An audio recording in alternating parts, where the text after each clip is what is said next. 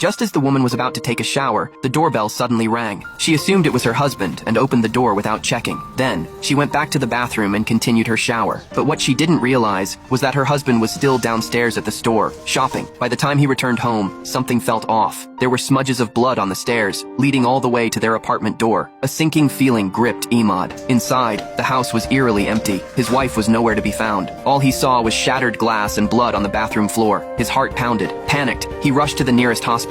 There, in the emergency room, he finally saw her. Her face covered in blood, doctors stitching up her wounds. From the neighbors, he learned what had happened. Someone had broken in. They had heard the sounds of a struggle, but by the time they stepped out to check, the intruder was already gone. All that remained was his wife, naked, lying in a pool of blood. This was their first day in their new home, and this was how it began. After bringing his injured wife back to bed, Imad lowered his gaze and suddenly, his breath caught. A pair of men's socks. Rage surged through him. He grabbed them and threw them into the trash. Then he scrubbed his hands furiously, but he wasn't done. On the couch, he found a phone and a set of car keys. The intruder must have left them behind in his panicked escape. Imad took the keys and started trying them on different cars in the parking lot. It took several attempts, but eventually, one of them worked. A small delivery truck unlocked. He searched inside, but there was nothing useful. So he drove the truck down to the underground parking lot and left it blocking a neighbor's space. Sooner or later, the owner would have to come claim it. Back home, his wife pleaded with him to clean up the crime scene. She didn't want more people finding out. For a woman, she said, the burden would be even heavier to bear, but Imad refused. He was going to call the police. This had to be investigated.